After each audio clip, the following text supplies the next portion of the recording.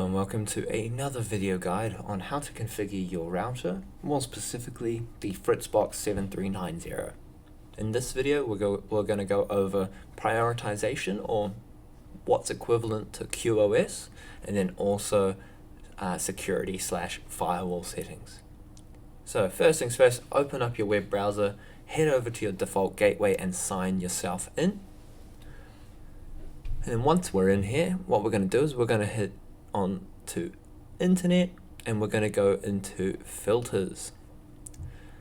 And so we'll go over everything in here, and just as a pre-warning, we don't recommend that most customers even mess around with any of these settings, just especially with security and prioritization or access profiles or any of the filters here.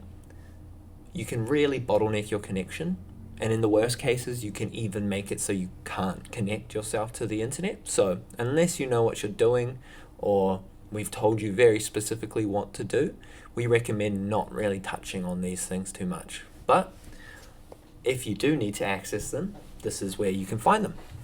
And so parental controls, obviously just classic parental controls, set rules and boundaries that certain profiles on the computer or certain devices won't be able to access certain websites, all the above.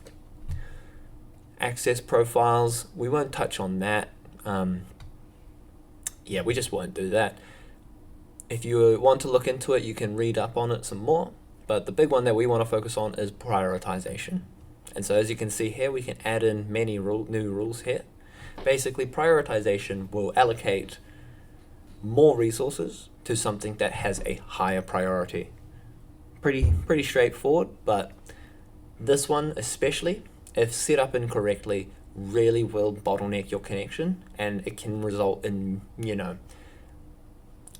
not reaching the plan speeds that you've signed up for. So unless you have some prior experience in networking, we don't really recommend touching or playing around with any of these filters or prioritization. So lastly, on the filters list, we have lists. And obviously you can have a look here and read over it if you want. I'm not going to go into it too much at all. So it's here. Don't touch it unless you know what you're doing. Next, we're going to head over to diagnostics and security. So as you can see here, it's got quite a lot of information. We can scroll down and we can even print it. Now on this page especially, unless you are very aware of what you're doing, we do not recommend changing anything on this, because this is where you can definitely stop yourself from being able to connect to the internet. And so unless we at Simply Broadband have sent you a message saying, hey, change these in your security settings, then we don't recommend it. But this is where you can find it. You'll see all the security in regards to your internet connection, your wireless network, telephony, all your users that are actually on the FritzBox, and then lastly NAS. So as you can see, there are many question marks. If you're ever confused about what anything is, you can click on one of those and it'll give you some more information.